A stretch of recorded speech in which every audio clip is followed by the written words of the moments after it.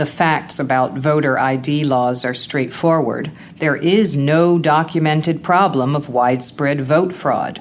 The researchers and prosecutors who have looked for it agree. And the laws will disenfranchise eligible voters, mostly the poor and people of color. But all that hasn't stopped reporters from not just implying, but stating that the jury is still out. Take the July 25th segment on the public radio program On Point. Host Wade Goodwin opened with a typical description of the push for ID laws.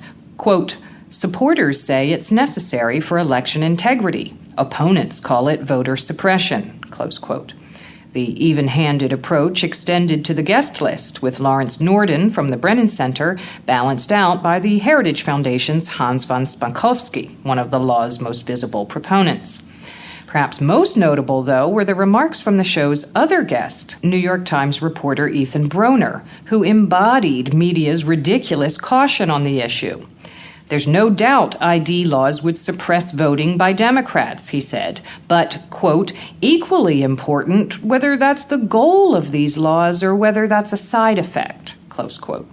"Sure, the laws have been passed exclusively by Republican majorities," he said, but, quote, "it could be that both sides see the self-interest involved, whatever their motive is," close quote.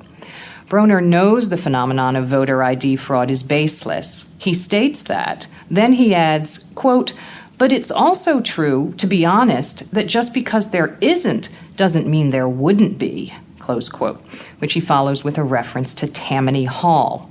So, with no evidence voter ID laws are necessary, but certain indication that they will keep mainly poor and brown people from voting, Broner's upshot was, quote, "This is the difficulty, to draw one's own conclusions," close quote.